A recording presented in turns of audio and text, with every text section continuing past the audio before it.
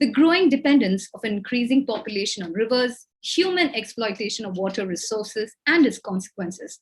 It is our call to our fellow Indians to unite and to work towards protecting our precious water resources. I also take this opportunity to thank the alumnus of IIT Madras who have played a huge role in shaping the IIT Madras ecosystem of entrepreneurship and nation building. And of course, have contributed to ICCW's movement towards making our country water secure. In the last 2 years, they have already developed and implemented technologies with collective participation from stakeholders and local society. Yes, I'm talking about the ICCW. For instance, in Thoothukudi, sustainable desalination kiosks have been installed where one can just swipe a card and get clean drinking water. To learn this and more, I now welcome Mr. E Nandakumar, CEO, ICCW, to share the activities report of ICCW. Over to you, sir.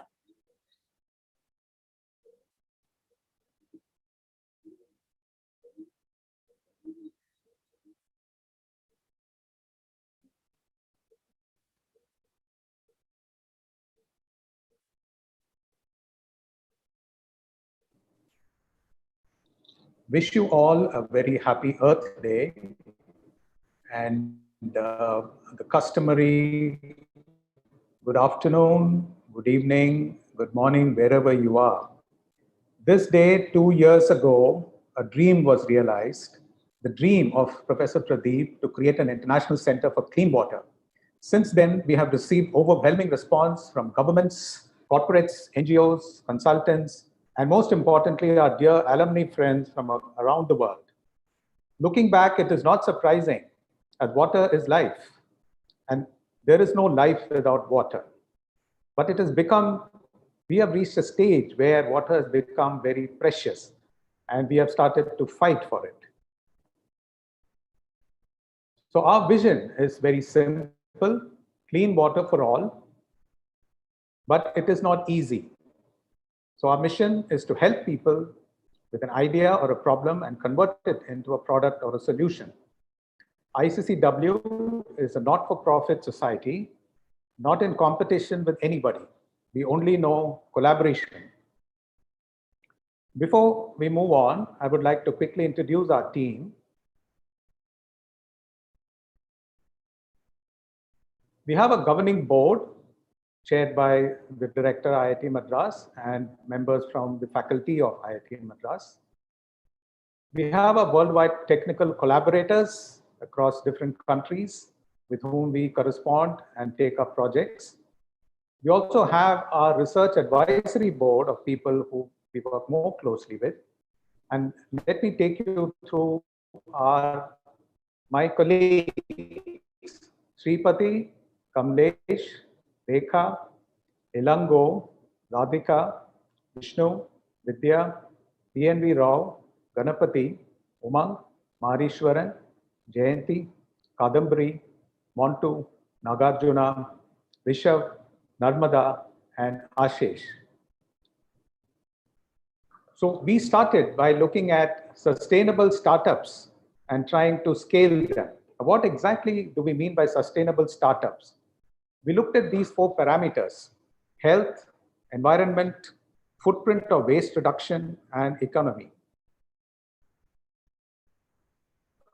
We started looking at the 3 sustainable technologies that were developed at IIT Madras and got incubated here. Capacitive deionization removes dissolved salts from water. Atmospheric water capture from Vayu Jal, it's taken from a hitherto untapped source. And Amrit, which uses nanotechnology to remove arsenic and dangerous chemicals like uranium from water. So what do we mean by sustainability of CDI technology? Does it tick all the boxes? Well, it reduces water wastage by 60%. It is very low on power consumption and therefore can run on solar energy. It retains essential minerals and can be managed by local resources. So it enables entrepreneurial approach. We have been fortunate in getting financial support from Nandi Foundation, Indian Oil Corporation, Pipelines and Marketing Division, National Stock Exchange Foundation, Telangana Government Schools, and also from Kriya University and Life Insurance Corporation of India to bring CDI to the masses. But for COVID, we could have touched 100 installations. But as it is, we have been able to impact about 30,000 people with a potential annual groundwater savings of 35 million liters per annum. These installations have been backed by communication and behavioral change activities to help local residents adapt, operate, and maintain it as a social enterprise. As per report by the Hindu recently, the Panchayat presidents and the people of Thoothukudi are extremely pleased with these CDI installations and are hoping for a few more to come in the coming years. They are willing to pay a price for 15 liters of water, a price of 4 rupees per pot. Now moving on to the next technology, Amrit, which actually stands for anion and metal removal by indigenous technology. It is flexible and scalable from 10 liters per day to 1,000,000 liters per day. It requires no extra power and costs about 2.5 paise per liter. There's hardly any water wastage and the remote contaminants are safely disposable as they do not leach. We have been currently working with Hydro Materials who have invented this technology and implementing it in about 102 sites in Punjab as part of the state government's plan to make Punjab arsenic free. Meanwhile, thanks to Professor Pradeep's Nikki Asia Award for this technology, Japanese companies have shown interest and we have signed up with Saraya, Japan for implementing Amrit in Cambodia, Kenya, and other arsenic-affected countries. For those who do not have household tap connections, Amrit Home Unit has been introduced, and this is also in demand in many foreign countries. Atmospheric water capture has been around for more than a decade. What is unique about Vayu Gel is its high energy efficiency, resulting in a cost per liter of only 2 rupees 50 paise, which compares favorably with even branded bubble top water. But Vayu Gel is just not about affordability. The condensed water is mineralized to taste like spring water and meets WHO standards. It ticks all the boxes for sustainability and more. There is no packaging, there is no distribution. You generate water at the point of use. We at ICCW have been using this water only, Vayu Gel, for the last 2 years and have been serving all our visitors, including international visitors, with this water. The field testing for Vayu Gel has been completed in the middle of 2019. Until date, over 20 units have been delivered in different parts of the country in different capacities. The latest being in ITC Grand Chola, where a 30-liter unit was inaugurated on World Water Day, March 22nd, and the 2,000 liters per day is being inaugurated right now on Earth Day.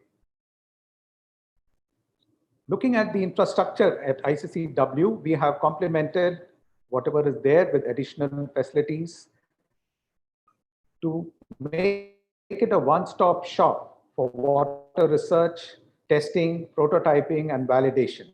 We invite people and organizations with ideas and problems to come to us, and we will work with you to develop products and solutions.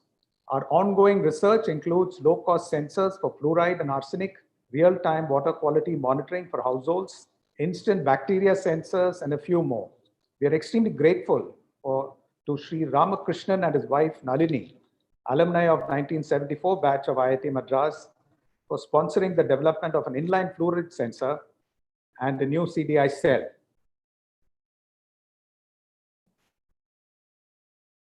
The point where water technology meets social needs is termed as hydroinformatics. Hydroinformatics is the way for future water management, including disaster management. ICCW is open to work with governments, corporates, academics, and develop dashboards for real-time water management. We have started in a small way the form of a pilot groundwater quality mapping of Chennai city with PG students from Stella Maris College and the Tamil Nadu State Data Center. Our research team has developed a smart interface to connect the field test kit to a mobile phone to instantly digitize the field data minimizing human errors and transmission delays. ICCW is looking to establish innovation villages and towns where new technologies can be validated and coupled with hydroinformatics to track social development. This can inform policy determination for their adoption nationwide. Towards this, ICCW has been engaging with several startups, many of them with social impacts, and working with companies like Akamai Technologies to give them a mentoring, technical and business mentoring to create successful business models and mission models. As part of our outreach, we have been conducting webinars and water talks to get the best minds and expertise to blend together. All these have been archived on YouTube channel of ICCW News, and we request you to subscribe to this channel and avail of the vast level of information that is available here.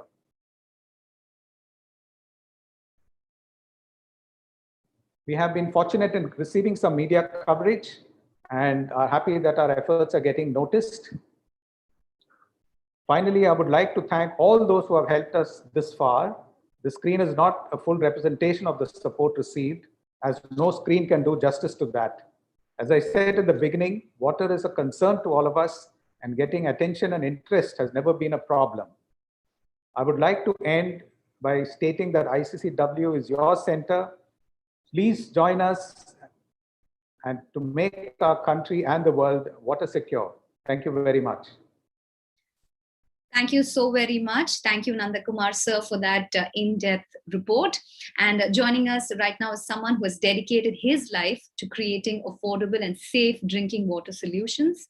The ICCW is his brainchild. He is an author with over 500 scientific papers and journals. He is also an inventor with 125 patents and patent applications, a scientist who needs no introduction, Padma Shri Professor T. Pradeep, Professor in Charge, ICCW and Institute Professor at IIT Madras. I request you to tell us more about ICCW and its vision. Over to you, sir. Let me welcome you to this event. Thank you, Sanabar, for introducing me. ICCW became possible because of my great institution, IIT Madras. I do not know where else in India it would have been possible. When Bhaskar Ramamurthi is at the helm, one can confidently go anywhere and say that we will get it done. Bhaskar is sure to be there, a phone call or an email away. Thank you, Bhaskar. ICCW became possible as a result of the generosity of H.T. Parekh Foundation. Let me thank them. One of the highlights of today's event is a short lecture by Shekhar C. Mande, a structural and computational biologist. We studied together at the Indian Institute of Science, Bangalore. I had intense interactions with his advisor, Professor Vijayan, and his colleague, late Dr. V. Dhanaraj. I find in Shekhar a passionate researcher with concern for the country. I'm glad that he readily accepted my invitation.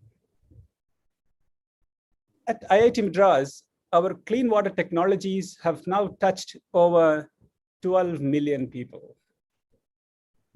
We have over 25 faculty members connected with water in one way or the other, from capital W water to H2O molecule. There are around 40 who work on sensors and related materials and devices. We have a vibrant ecosystem to convert the fruits of science to useful products. Over the past 20 years of research in this area and travels across the world, I realized that one of the major limitations of the university system is the lack of adequate capacity to translate a finding, especially in the area of water, to an object that common man can appreciate.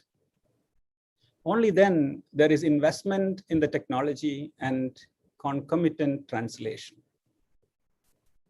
In almost every institution in the country, we have activities in water, over 930 universities in the country. Yet, only a handful of them get translated.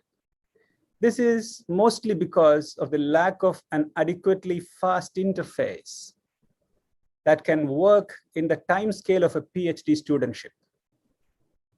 I have direct linkages with researchers in around 25 countries. And I know that across the world, people are willing to help us. They are looking at us to help them, as India has all the issues as well as solutions world needs. Thus came this idea to incubate a center where anyone can come and innovate in the area of clean water with global participation. We will create mechanisms so that an idea becomes a reality and build an organization around that idea. Water, of course, is everything. Water, in fact, is the basis of all forms of production. GDP is actually water. Therefore, clean water connects to every subject, and ICCW is interested in all of them. However, it must focus. We realize that we need to deliver products and reach scales to address the problems of society in acceptable timescales. The technological solutions of clean water extend to sensors, big data, analytics, hydroinformatics, all that Nandakumar talked about, wastewater-based epidemiology, and many others. And of course, it's also linked to the more traditional yet impactful areas such as rainwater harvesting. Ultimately, the work we do must influence policy. There is much to do.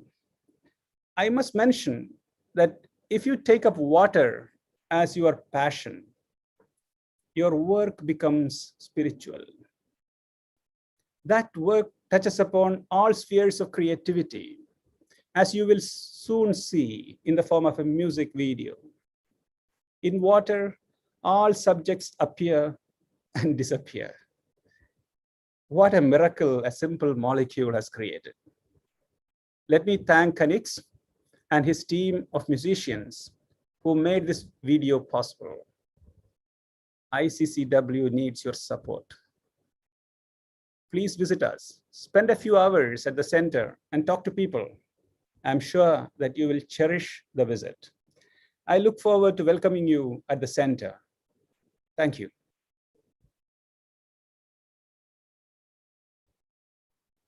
Thank you so very much, Professor Pradeep. Those are words straight from the heart. And thank you for sharing the vision of ICCW so concisely and so precisely. So researchers at IIT Madras have filed 184 patents during the year 2020, including 65 international ones. The Institute has always been at the forefront in solving many of today's and tomorrow's major societal problems, such as improving health outcomes, conserving energy, and reducing poverty using technology. To tell us more, I now invite Professor Bhaskar Ramamurthi, Chairman, ICCW, and Director, IIT Madras. Over to you, sir. Thank you. Thank you very much for having me on this function. Can you hear? Am I audible? Just a sound check. So yes, let me take this opportunity to welcome Dr. Shekhar Mande for his for attending this function, and also to we are all looking forward to his talk. Let me congratulate Pradeep and his team for bringing ICCW within 2 years to the good state in which it is in today. We heard the brief report on its activities. Let me also thank our distinguished alumnus, Kanikeswaran. IIT Madras is happy that some of its alumni do drift away from science and technology and do other things. So Kanix is an example of that, and many of these brilliant musicians he has roped in for producing this video are people we all admire, and some of whom I know. Let me thank all of them for what they have done, for their contribution. So IIT Madras is a university first and foremost, and we let our faculty do what they want. That is one of the sort of the deals that you cut with the faculty member when they join university, that in return for whatever they are supposed to do for the students and for research and for the country and so on, you have to let them do what they want. So that's academic freedom. So many faculty choose different mixes of activity, flavors of activity. Some people do very deep academic research. All research ultimately, if done with the right spirit, does lead to some benefit to mankind and to the world in general. But some of it may take a long time. A mathematician comes up with a new theorem. The benefits of that, even if it's directly measurable, maybe after a century, or maybe not even be so easily taggable. But we all know by now that all of this kind of work, when done genuinely, leads to some benefit or the other. But there are some people among our faculty who are impatient and want to see the fruits of their work more quickly. They want to see impact on fellow citizens, on some aspect of their country or their surroundings or the world which bothers them, whether it's sustainability, whether it is water, whether it is healthcare, energy, whatever it is. And they sort of orient their work a little bit more towards impact, more immediate impact. And they're impatient to see the conversion of their ideas to reality. They then want to set up some mechanisms to, as Pradeep mentioned, to take a finding, as he called it, to the common man as an object. These are words, I'm just borrowing his words, but sort of that's one way of putting it. And therefore, we have tried to enable faculty to do that also.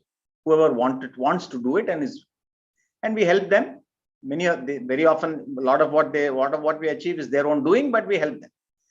The IIT Madras Research Park is many things. It's a place where a lot of companies set up their research centers and collaborate with the IIT. It's a place where we incubate all our startups. It's also a place where some of these translational research centers have been set up, including the ICCW. Such efforts, as I said, to take ideas more quickly to the market, to the field, have benefited a lot from the presence of the research park. We have, I would say, at least a half a dozen such translational research centers which are catalyzing the conversion of our ideas to reality. ICCW being one of them, but there are others I can mention.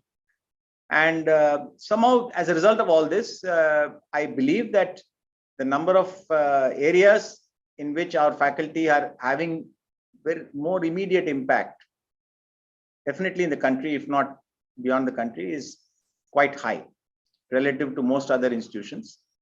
You can see our efforts are bearing fruit, not just in water, but in healthcare, in housing, in sustainable energy, renewable energy, and several other things.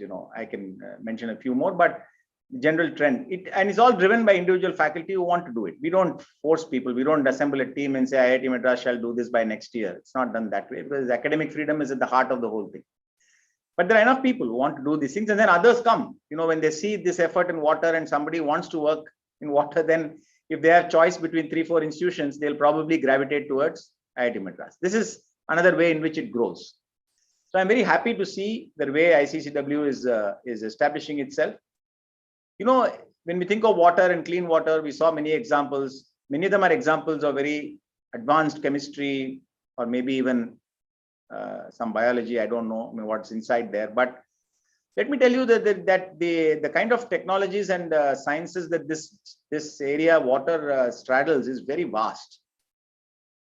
For example, it's very easy to tell you that a simple calculation will show that Chennai's water problem can be solved without going all the way to the Kaveri or to the Krishna. Because even in a bad year, even if we get only half the rainfall that we normally get, which would, in the IMD's terms, would be what they call highly deficient, and it occurs once in blue moon. If you just just look at a certain small fraction, relatively small fraction actually, of paddy fields outside Chennai, and tell the farmers, take a break this year. Here's all the money you would have got by selling paddy. Just don't grow paddy. Give the water to me. And if they did so, you won't need trucks, you won't need anything. Okay, you actually can get all the water. You can do the calculations. It's very simple, because paddy requires so much water that you can actually fulfill Chennai's needs for that year, and the farmer not losing anything, in fact getting a holiday. But the problem is it won't work, because the farmer doesn't know whether you'll draw only the amount of water that he'd otherwise used once he gives access to his field. You don't know how to bring all that water from disparate fields, collect all of it and bring it to the city, and how do you set all this up, and what will the facility do in the next few years when you don't need it, and so on and so forth. So it's a huge challenge. If you want to implement this idea, it's a huge challenge in engineering.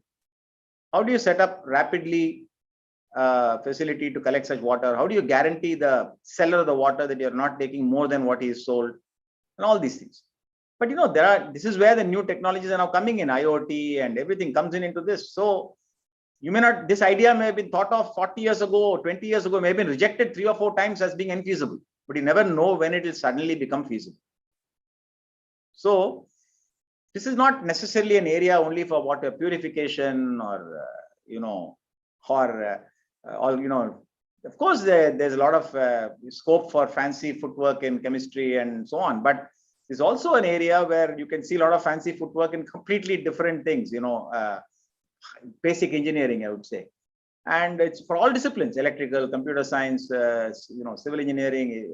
The kind of thing I just mentioned to you very briefly. You can imagine the kind of skill sets that are required, and policy making, and understanding the human mind, because ultimately these farmers have to buy into this, and you can't decree this thing. So how do you make it such that it's so attractive, the way Google is attractive, the way Geo made it attractive for everybody to join their network? You have to do it like that. So it's very interesting area, interesting times we are in. On one side, we can say we have grand challenges. This will go to be the 4th World War, 5th World War. But on the other side, there are innumerable solutions. It's not that water is such a scarce thing as we all make it out to be. It just doesn't happen to be at the right place at the right time very often. That's really the problem. And we are saying the same thing with oxygen today. You can see all the discussions going on about oxygen in the country. If you analyze it, you'll see the problem is not really about availability of oxygen. Okay, so it's somewhat similar. So I think I really want to, I think ICCW has a great future, provided its vision is, we're highly open and wide. All kinds of solutions can be brought about. None of these solutions are easy to make happen. Some of them will also fail for genuine reasons. We should be willing to accept modestly that we got it all wrong and move on. And I think there are enough people to support these activities. There are enough people who are willing to put help with funding, take risks, and so on. Provided we work diligently, we work with care, and people see that every rupee that is given is used very carefully and for the benefit of, I don't want to use big words like mankind, but at least benefit of people at large in general. So I wish this effort greater success in the next few years, and I thank all those who have contributed to it, who are working in it, and all those who have contributed to it, particularly the musicians whose effort we are going to launch today. Thank you very much. Thank you so much, sir. Research with the right spirit, and of course, students, teachers, researchers, all of them coming together to solve problems. And IIT Madras has always shown the way in that sense. So thank you, Professor Bhaskar Ramamurthi, for enlightening us on the path IIT Madras has taken. And yes, the pandemic year was a time when Indian institutions and laboratories came to the fore, coming up with indigenous solutions, whether it was developing testing kits or personal protective equipment, understanding the novel virus, or creating surveillance mechanisms. The Center for Scientific and Industrial Research is the country's research and development knowledge base and the umbrella body for 38 national laboratories. And leading the battle from the front is Dr. Shekhar C. Mande, Director General, CSIR. Thank you, sir, for all the efforts. And I now welcome you to tell us about water in biology. It's over to you, sir. First of all, thank you all very much for your kind invitation. A very happy Earth Day to all of you. Professor Bhaskar Ramamurthi, Pradeep, a good old friend. I have had the pleasure and privilege of visiting the IIT Park, Technology Park, and I had the privilege of having the tour by Professor Ashok Jhunjhunwala himself. I had also the pleasure of visiting Pradeep's lab. And I always keep telling my friends that it's almost impossible to match the level of energy that Pradeep actually generates around him. For people like me, it's impossible to actually see how many things he's involved into and the kind of thing that he is doing into. So it's a special pleasure and privilege for me to be here on today's date. With your permission, I will project my slides from here.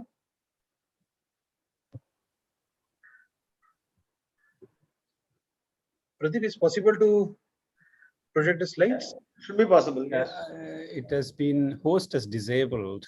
Nandakumar should be able to help. Have given, sir. Okay. I have. Shall I present, Dr.? I have projected myself. Okay, you have projected, or okay, then let me disconnect. Yes. So once again, thank you all so very much. It's so good to see actually IIT's efforts in all fronts. Not only generating next level of human resources, but also doing fundamental work, very good work, and also extraordinary work in translational subjects. So it's fantastic actually. When one comes to IIT Madras, one actually breathes that kind of energy all around. My talk is what Pradeep had requested me to talk about water in biology. Is essentially a talk that I have been giving over the last 20 years in a biology 101 course at University of Hyderabad or at University of Pune, at both the places where I used to be the adjunct faculty, and I used to take initial few classes on biology. So if it appears to be too simplistic, please excuse me for that particular purpose. I just want to highlight the properties of water and how biology actually has evolved in this very important molecule. See, as we start looking at a general ecosystem around us, typical biologist or a typical scientist starts breaking down the system to understand nature around us. The approach has been kind of immortalized by physicists around us. Physicists always actually took what is called as a reductionist approach, in which a very large complex problem, they will break up into small problems, understand the smallest of those, and then try to generate a much larger picture. And it's essentially what biologists learn from physicists. To understand ecosystem, they would study community. To understand communities, they would study population. To understand population, they would study organisms, and so on and so forth, and break down all the way up to a single molecule. And then hope that we'll create a larger picture by understanding different molecules. And when we talk of molecules, the molecules that make up all of biology around us, the living systems around us, if you look at their composition, are something like this. Water, of course, is the most dominant of all molecules. It's typically 70% of all the cells, the cellular systems, it's about 70%. And the total number of atoms that make up biology are very, very few, surprisingly. Carbon, hydrogen, nitrogen, oxygen, sulfur, phosphorus make up more than 99% of all biological material. And that's very, very surprising. But nonetheless, despite all its simplicity, water also is one of the most complex molecules to understand its properties of. And that's what actually I want to highlight in about 10 to 15 minutes in the next 10 to 15 minutes. If you look at the distribution of water on the planet, the total amount of water that is actually shown here is something like 1.3 into 10 to the power 9 cubic kilometers, of which most part, about 97% part, is present in oceans. A smaller proportion is present in glaciers and ice caps. The groundwater is even much smaller. Freshwater availability across the globe is only 0.02% of the total water that is available to us, and water vapor, we are even less than that. So that actually highlights the importance of consuming water and the importance of conservation of water. So altogether, if you see, the total amount of fresh water that is available to us, or that in water vapor, is really tiny of all the water resources. Now, this is very common to all the chemists, the atomic structure, the molecular structure of water, 2 hydrogens and oxygen. I have not shown you the lone pair of electron that is present on the oxygen molecule, but nonetheless, what you see, you would have anticipated, had it not been asymmetric charge distribution of water, you would have anticipated the 2 hydrogens to be at 2 corners of a tetrahedron. If you imagine a tetrahedron, oxygen being at the center, 2 lone pairs at 2 corners, and 2 hydrogens at 2 others, it's actually not. The hydrogens are actually drawn closer than what a tetrahedron would be. And that creates an asymmetric charge distribution on water molecule. If you look at the partial charges, that creates asymmetric charge distribution. And this is really at the core of all water's properties, the molecular properties of water, and why it becomes so important in biology and why it becomes so important in sustenance of life is really core, is this asymmetric charge distribution on water molecule. And let us look at a few examples of this as we speak along. So I want to actually give only 3 examples before I go over to some of the important aspects in proteins. But essentially, what it does is that because of the asymmetric charge distribution, it has a dipole, is slightly positive on the sides of the 2 hydrogens, slightly negative on the other side, on the lone pair side.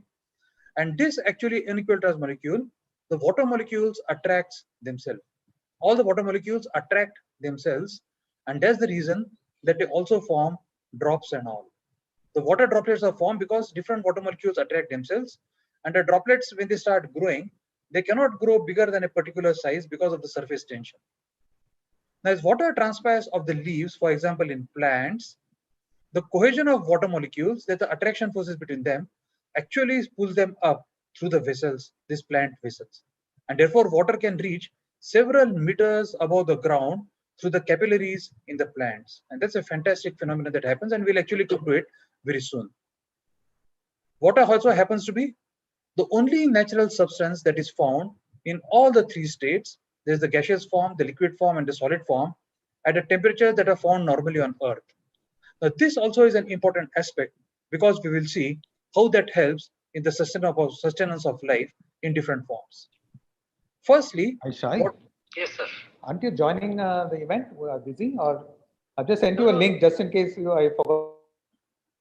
Firstly, the water has anomalous properties, and all our chemistry students, they know, or our even school students, they know that water's density at 4 degrees is higher than that at 0 degrees.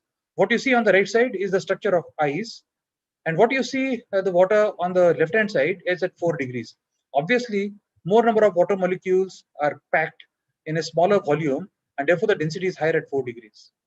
And that's the reason that when water freezes, the ice sheets actually float on water. Now imagine how much profound impact it has in sustainable of aquatic life, even under freezing conditions. Imagine the aquatic life, despite the ice floating on the water, continues in its own form, even underneath. Fish, the various forms of plant lives, corals, all of them sustain very well despite the water freezing on the top.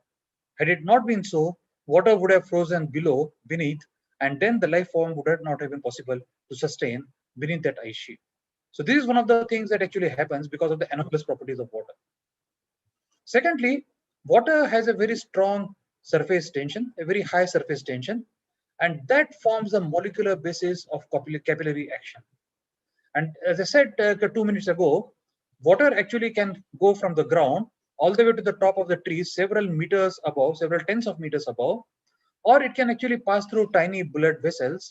Is essentially the molecular basis of that can be explained by this high surface tension of water. If you take, for example, a 1 meter wide tube, the water would rise in this tube by only 0.14 millimeters. In a 1 centimeter wide tube, the water would rise about 1.4 millimeters.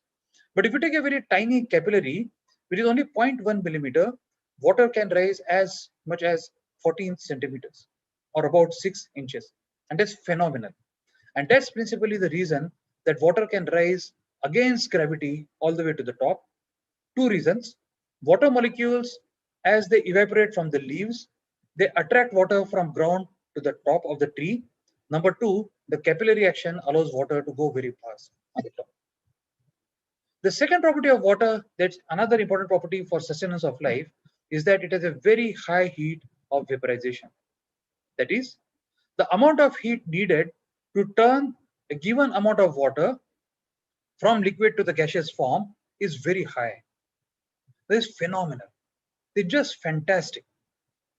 Just imagine when you are doing actually a lot of rigorous exercise, as what you have shown here is a tennis player, Andre Agassi, after playing a very hard game of tennis. All of us, when we do physical exercise, the temperature of the body automatically increases.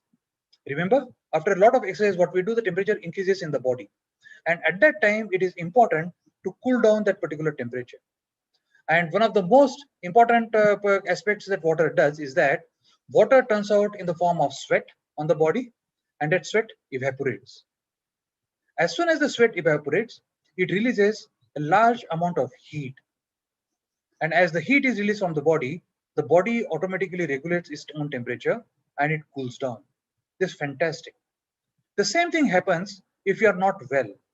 When you develop fever, that's essentially body's mechanism of fighting against germs, viruses, bacteria, and so on and so forth.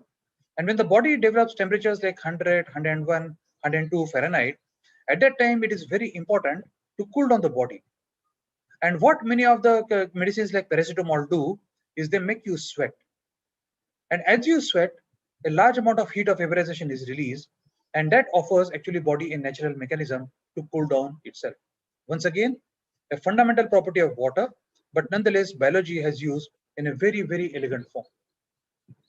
Thirdly, water has a very high specific index, heat index. That is, it can absorb a lot of heat before it actually starts getting hot. Water has a capability of absorbing a lot of heat. And because of that, what happens is that it automatically acts as a buffer of temperature. It can absorb a lot of heat, and therefore it's an extraordinary buffer of temperature. And that all life forms that you see around us use this particular property. The atmospheric changes, fluctuations that happen in temperature around us, we are actually immune to those kind of atmospheric changes unless they are very extreme. But nonetheless, water plays a very, very important role in absorbing those changes, and therefore it kind of acts as a buffer for all those temperature fluctuations around us. So as you can see, the fundamental properties of water, the molecules, their ability to attract each other, and the heat property that what we saw in the last two slides allow life to sustain itself. Therefore, water is by far the most important molecule of life, or what we can say. Of course, some people would jocularly say there's CS3, CH2OH, but we'll not get into that particular debate. Is water, as what we see, is the most important part of life. Very briefly, I'm going to present the next couple of slides. This experiment was done several years ago, several decades ago, on trying to find out how life actually began on the planet Earth. And this experiment was set up by two gentlemen, Miller and Urey. And what they did, actually, they simulated primordial atmosphere on the Earth. And in the primordial atmosphere, when they simulated in this particular experiment, they passed these electrical sparks and generating what was available at the time, gases like methane, ammonia, gases like hydrogen and water. And then when they passed spark, remarkably, they found that what you see actually molecules being formed, which are essentially the molecules of life.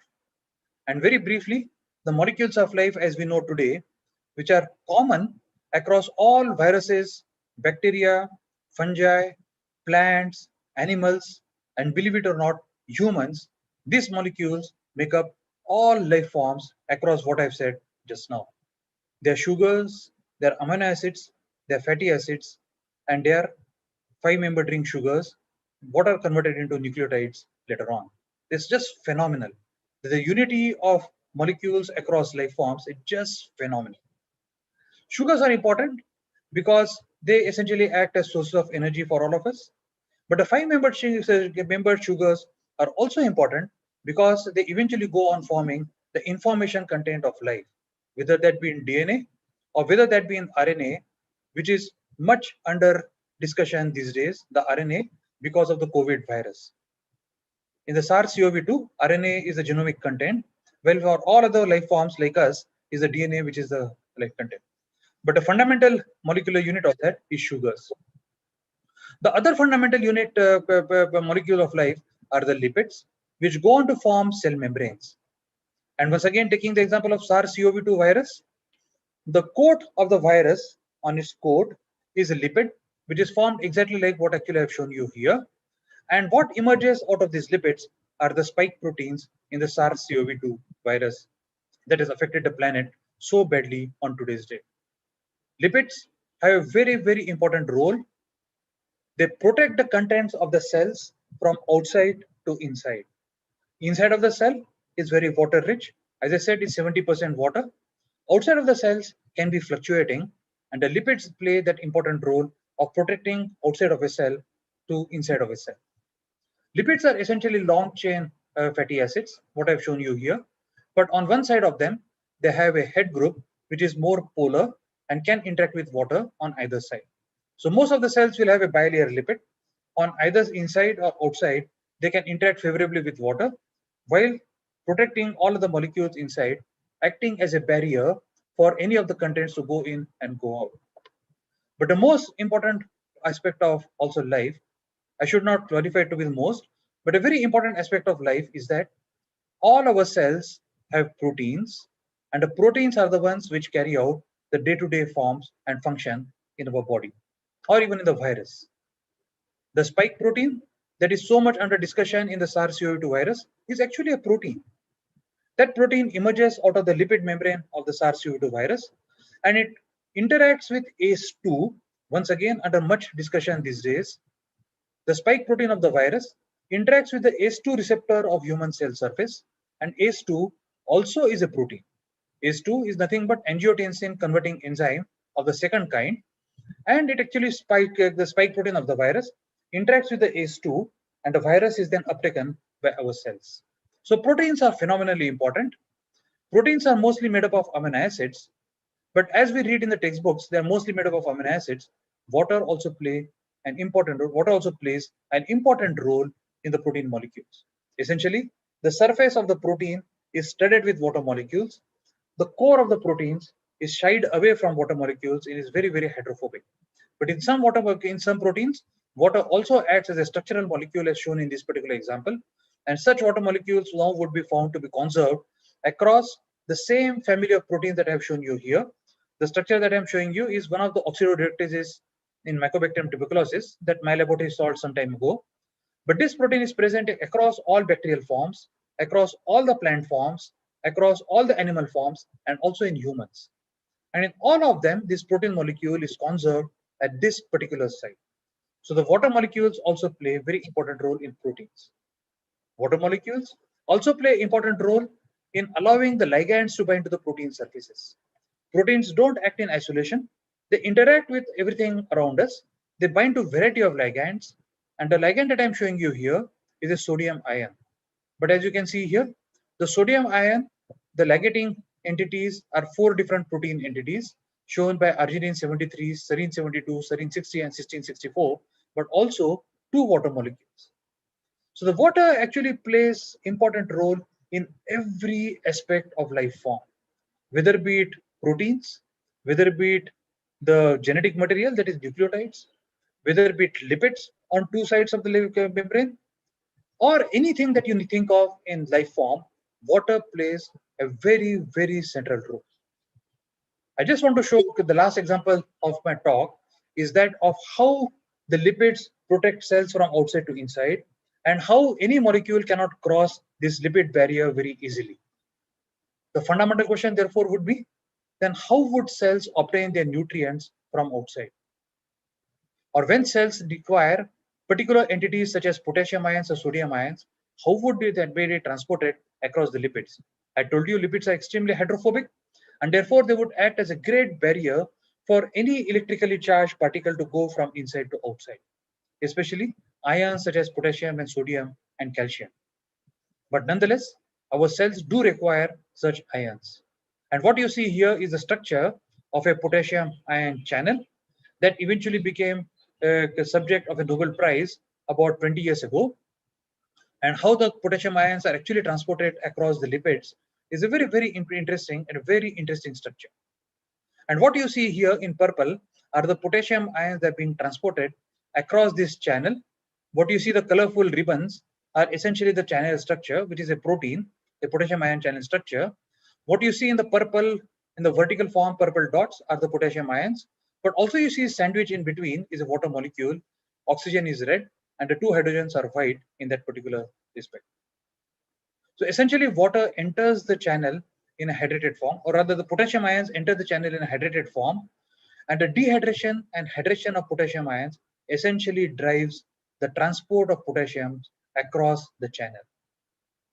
The high throughput of transport of potassium channels is achieved by the charge on the potassium molecules, the potassium atoms themselves. But the matching of the dehydration energies is what determines the selectivity of potassium ion channel.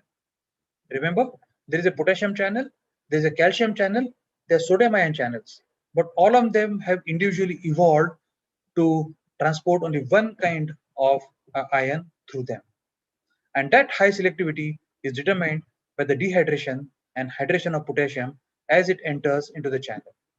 So what I want to actually have tried to impress upon you is that water is phenomenally important for sustenance of life. Without water, the life as we see around us would not have been possible.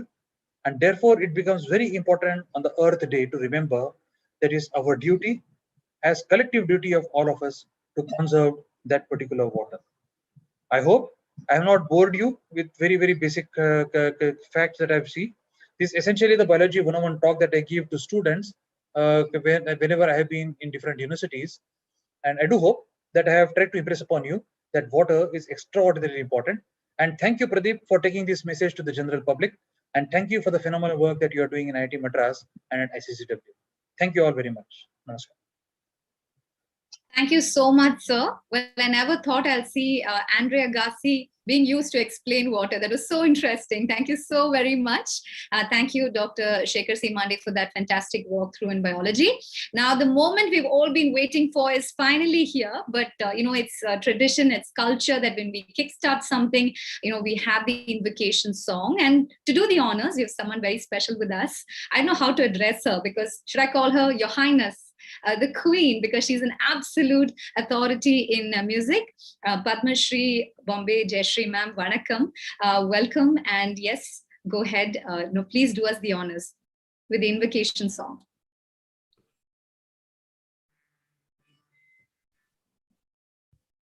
Mata Saraswati Sharada, He Mata Saraswati Sharada, Vidyadani Dayani Dukkhaharini Jagat Janani Jwala Mukhi Mata Saraswati Sharada, He Mata Saraswati Sharada, Kirjay Sudrishti, Kirjay Sudrishti, Sevak Jaan Apna, Itna Vardaan Deej, Taan Taal aur Alap, Buddhi Alankar, Sharada, He Mata Saraswati Sharada, Vidyadani Dayani Dukkhaharini Jagat Janani Jwala Mukhi Mata Saraswati Sharada.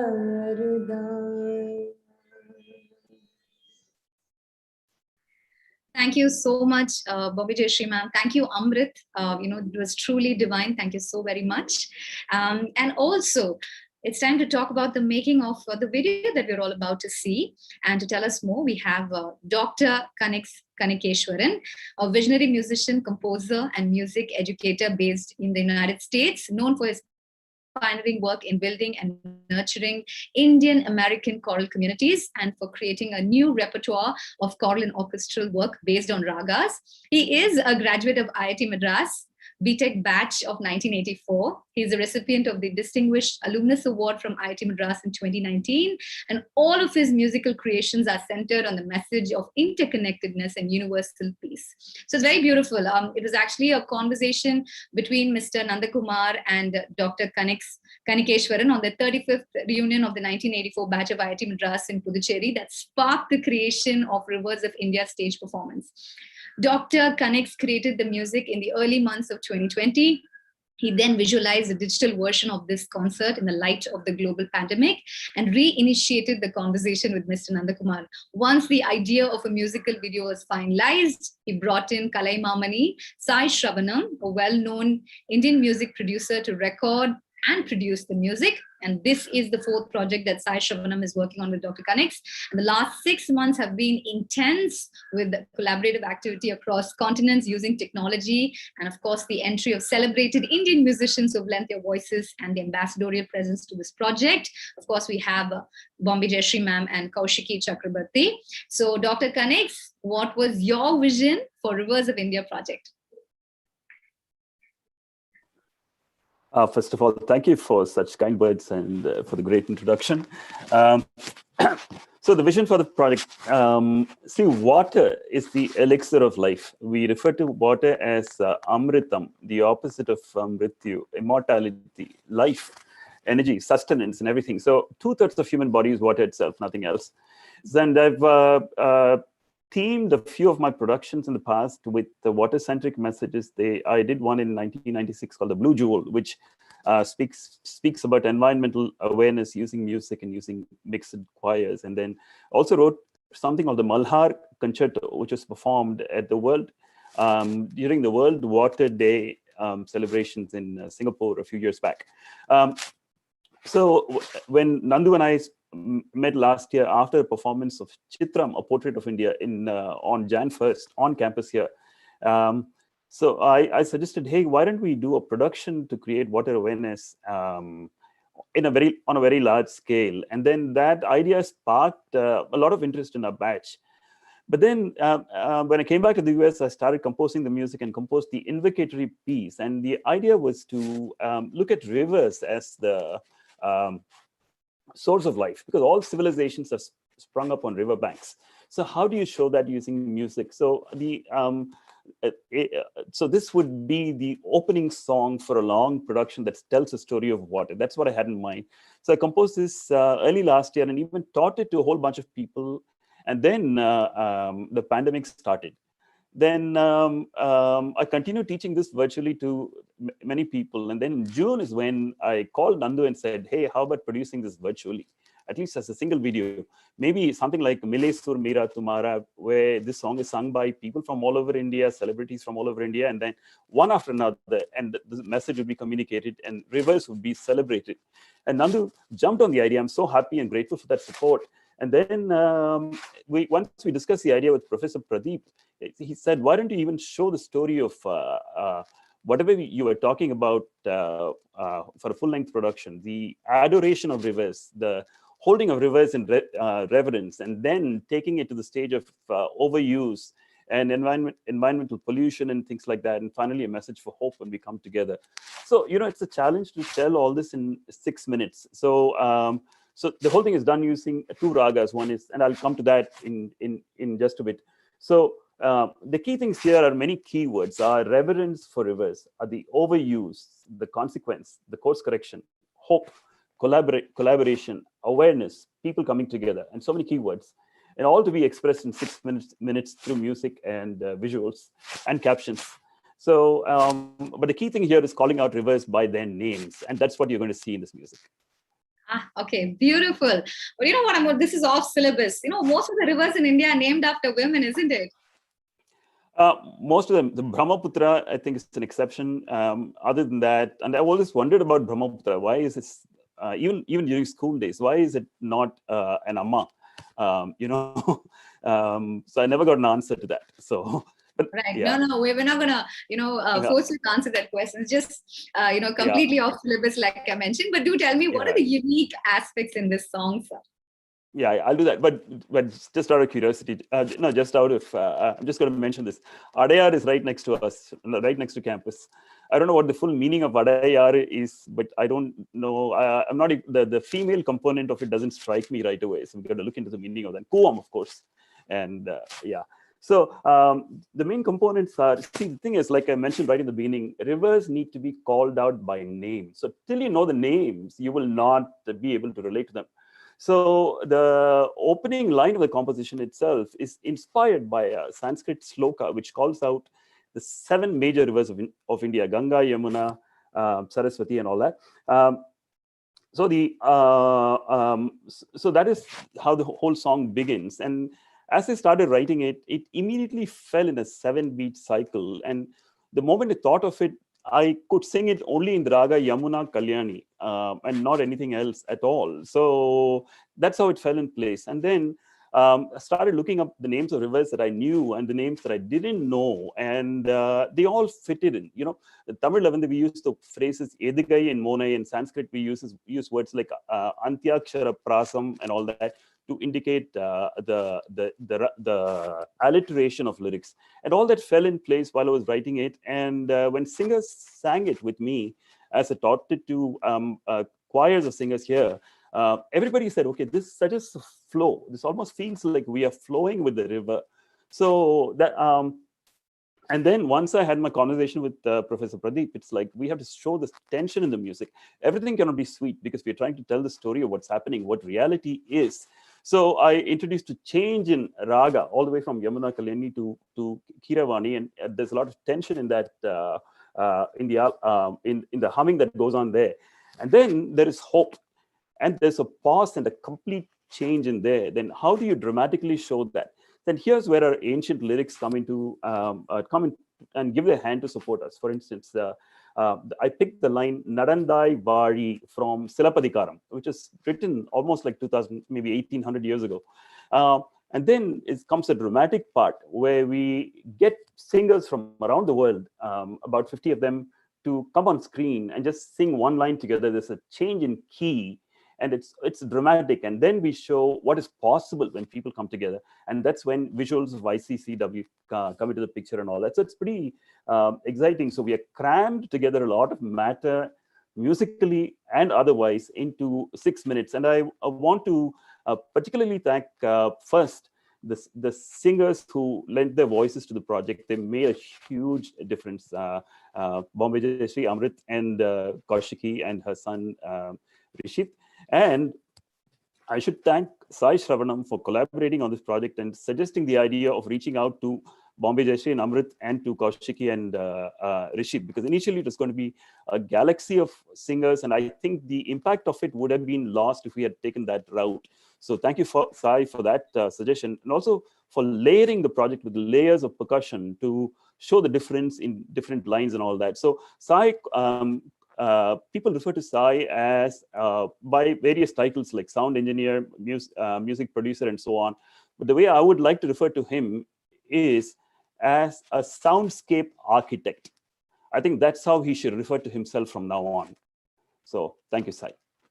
So that's the vision of the project. So there's much more. I can just go on, but let's listen to the music. That was beautiful, Dr. Kanix. You know, so much Thank of you. magic in 6 minutes. And I know how you got through IIT. I think you sang your way through your syllabus. I completely get that.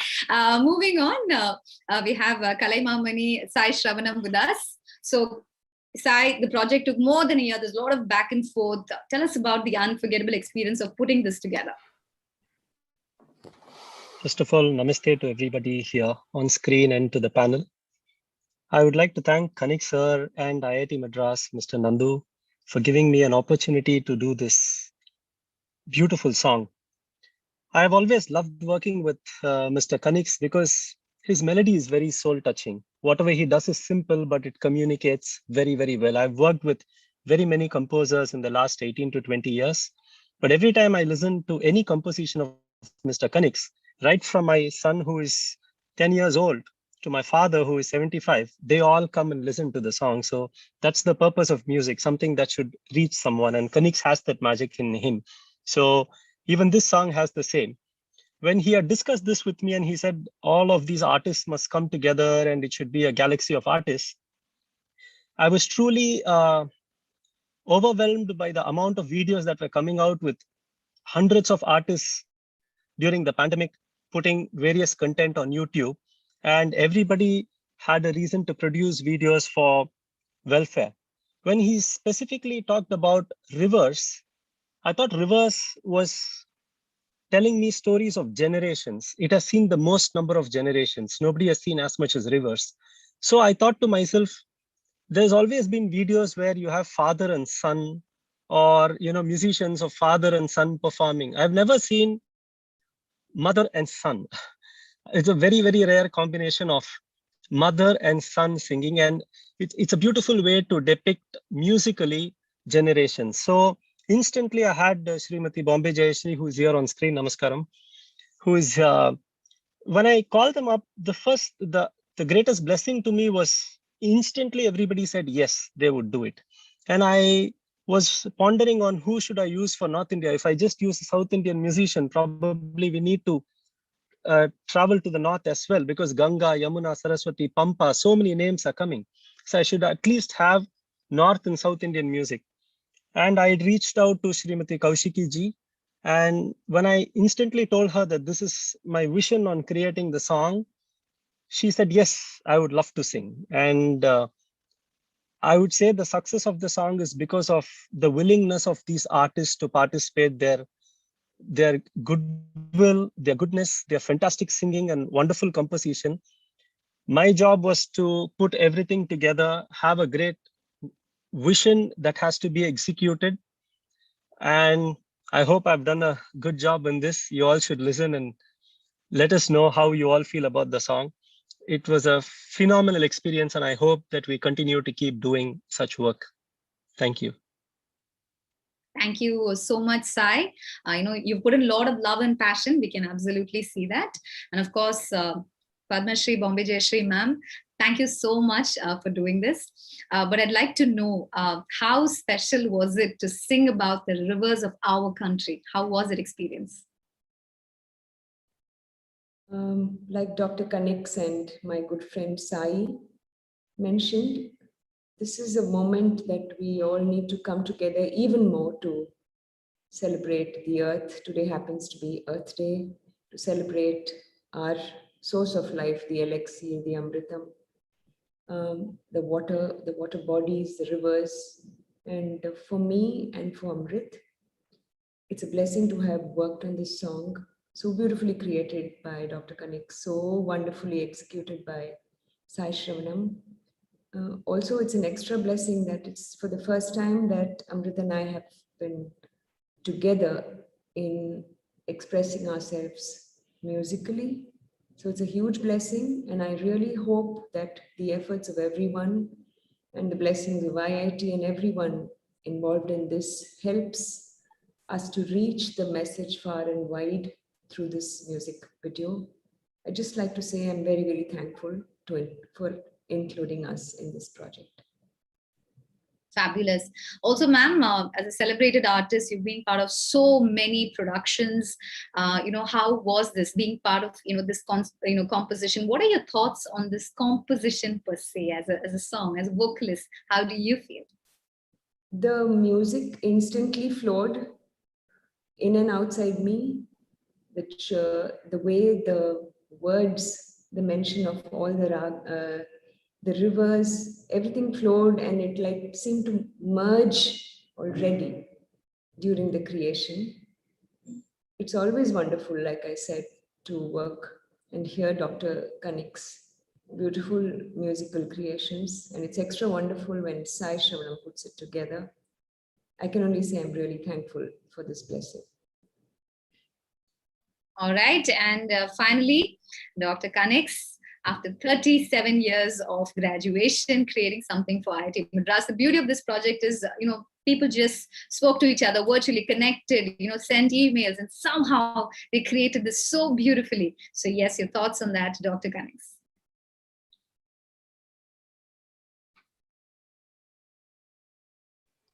First of all, I'm in a space of gratitude right now. So the fact that a crazy idea has actually found life.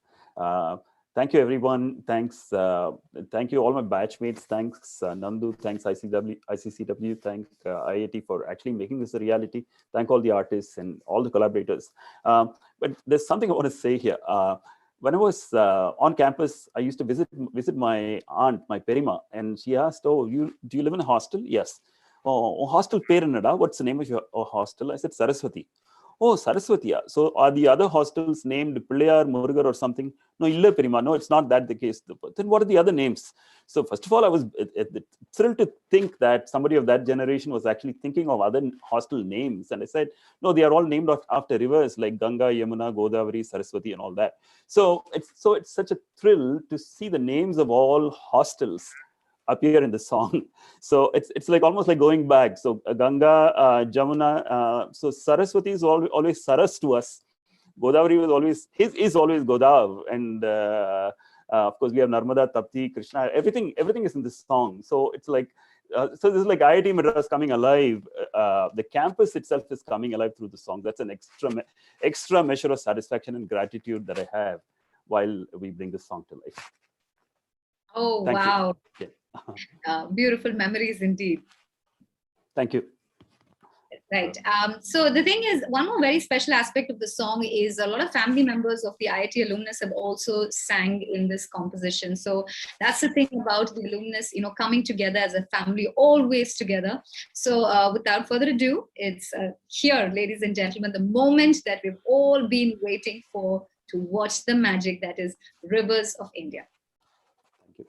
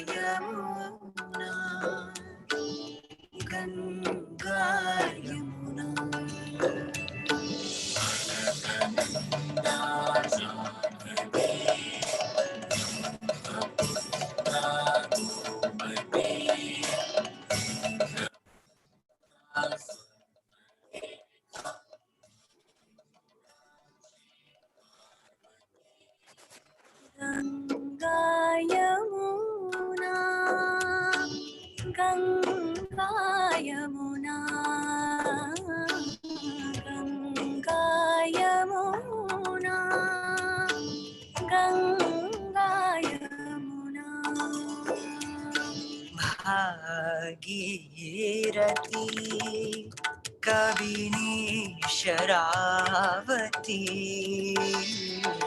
Sabarmati Amravati तपती भागीरथी कबिनी शरावती साबरमती अमरावती तपती मंदाकिनी सरयू नेत्रावती कुंडली महानदी पंपा वेदवती सोनवैतरणी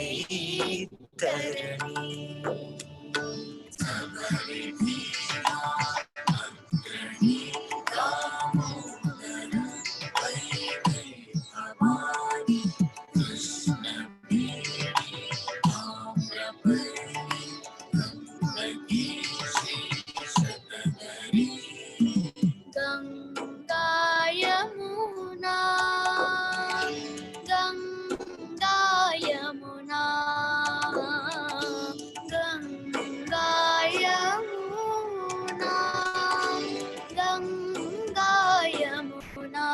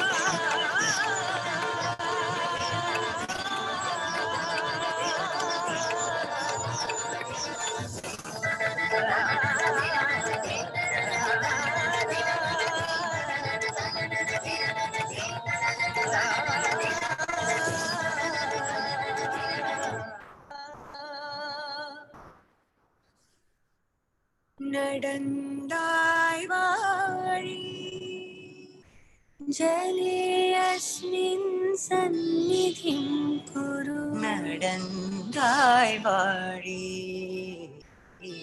നടന്തായ് വാഴി